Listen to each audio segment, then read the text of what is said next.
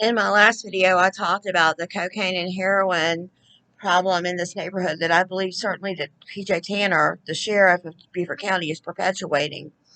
Now, I also mentioned terrorism, and that I would speak about that on another video. So today I'm going to start talking about the terrorism thing, but there are other acts of terrorism that I definitely will address later as well. But this goes back to terrorism. Heroin and cocaine from 1,300 school kids in Beaufort County, Beaufort High School. What's the matter? And I'm gonna read you a letter that I wrote to DHEC, kind of cheating today because I've already written it, so I'm not just going to be talking. So let me just read this to you. Last year, before the COVID-19 vaccine was released, my home became intentionally infested with two kinds of mites, bird and rat mites. Someone was breaking into my home when I was not here, and they were inoculating the top rims of my 4 aquariums by smearing a paste that contained mite eggs. I did not notice the mites until I was cleaning the tanks, and suddenly something started biting me viciously. And what caused me to start cleaning the tanks so well was that there was a brown, bloody substance in them, and it was killing my snails, but not my fish. Someone contacted me anonymously and told me that there was a racketeering group that included some local people, and they were using my home for bioterrorism rehearsals to spread coronavirus. They confirmed that the blood substance was actually synthetic human blood, and I believe this was the case because this iron component in the human blood would indeed kill my snails. They told me the racketeering group was planning to spread COVID-19 by using me and my plant business to do so. And they told me that if I reported this, the group would probably kill me. I discovered that neither of the two strains of mites were supposed to feed on humans. However, by adding human blood to my aquarium, I believe that when the mites hatched, them feeding on human blood during their first meals would actually make them adapt to human blood meals. And I know this to be true because they were attacking me so relentlessly.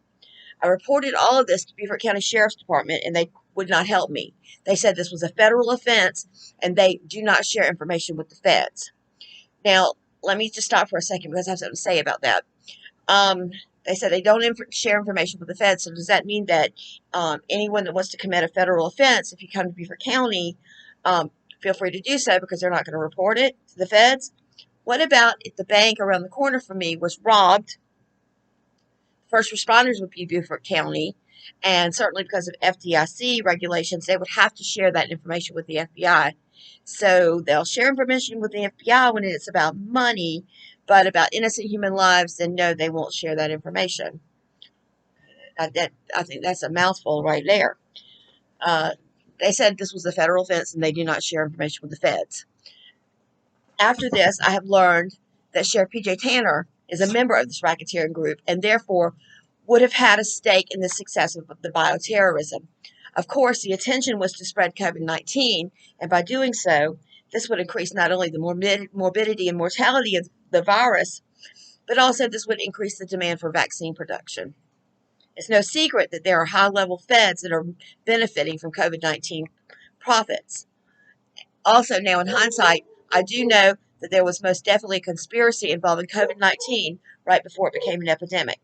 I spent a weekend with my 5-year-old nephew, and he talked incessantly about bats. And based upon the things he discussed, there was no doubt that he had been coached to discuss this with me. In fact, when I gave him a bath, I checked to see if he had a wire on because he was so educated about bats. Then, when my Aunt Martha Fender arrived there, she was very suspiciously wearing a face mask, the same exact kind we are all wearing due to COVID-19 now. I'm not close with her at all, so I did not inquire about her strangely wearing that mask, but I do know she does not suffer from any kind of respiratory allergies. Now, I remember that my dog, Emma, was murdered intentionally with rat poison, and she died the day before Thanksgiving 2019. This was the first year I had never been invited to eat Thanksgiving dinner at the Fender's home. And I received a call from a block number that night, and the woman said, if you want to eat, if you want to live, you'd better keep your mouth shut. So in regards to the parasitic mites, instead of taking a chance of spreading them through my many plant shipments, I shut down my lucrative plant business. Later, my Aunt Phoebe Ferguson claimed to have parasitic mites and COVID-19. Also, she attempted to blame my ex-boyfriend for spreading the mite egg paste in my house, but I believe it was actually the crime conspirators of the Fenders and Fergusons. In fact, about that same time, she gave me a large dresser she had redone, but when I pulled the drawers out of it to inspect it, there was mite egg paste had been smeared in the back of the drawers. After the cold weather passed, I began seeing cocoons outside my home, and I thought to myself how lovely it would be to have that many butterflies later. However, no butterflies hatched, and upon closer inspection, I discovered these cocoons actually contain mites that look very much like the ones that the racketeering group had been breaking into my home and using me in my fish tanks to raise them. Once again, I reached out to the Beaufort County Sheriff's Department, and they called mental health to assess me, mental health crisis team. Of course, mental health found me to be very mentally competent, and I feel this was most definitely an attempt to mitigate their guilt because my son is not mentally competent, as someone on Ladies Island was giving him free heroin. I reached out to Beaufort County Sheriff's Office many times to try to get him help, and also I asked him to please investigate and stop whoever was trying to kill my son with free heroin. And I also asked him to please call the mental health crisis team to help me with him. This occurred at least 4 to 5 times, and they would never call the mental health team to help me save his life. Now, there are these strange mite cocoons all over the exterior of my home, and there have been none on the surrounding houses. But after a trip to Washington, D.C., I returned home to find that someone had pulled an old, dilapidated trailer next door to me, and this trailer is also covered with these mite cocoons. I have a feeling this was done in attempts to cover up the bioterrorism from the mites these criminals put on my property. I have to admit that prior to learning that these mites were so bad, I had shipped plants all over the country. I'm worried I may have spread COVID-19 like this.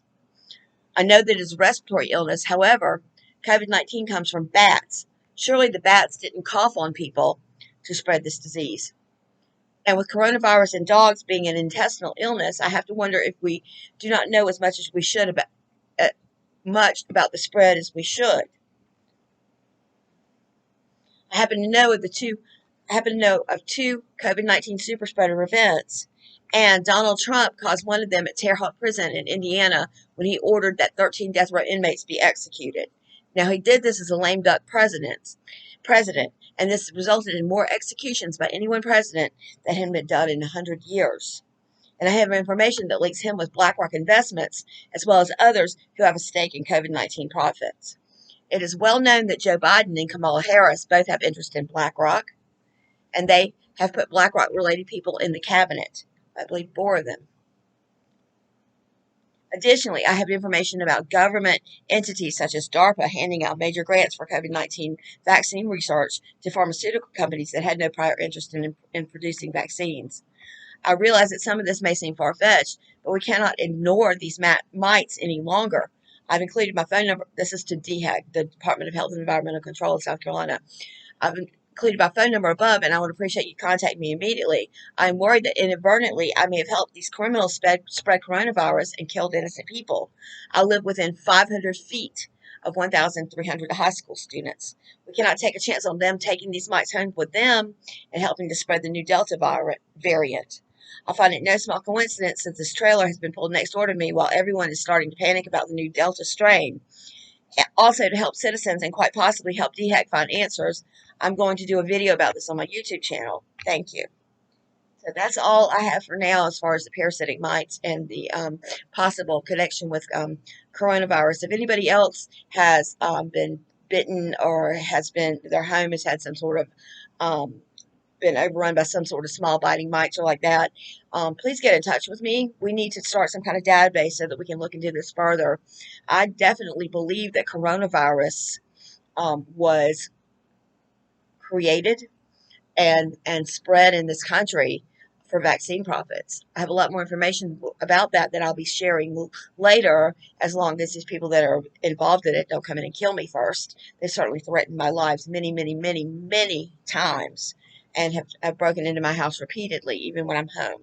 So you can see that my email address is stopthesedirtyfeds@gmail.com. My name is Kristen Boyd Meter, and I look forward to sharing more with you soon. Please subscribe to my channel. Thanks.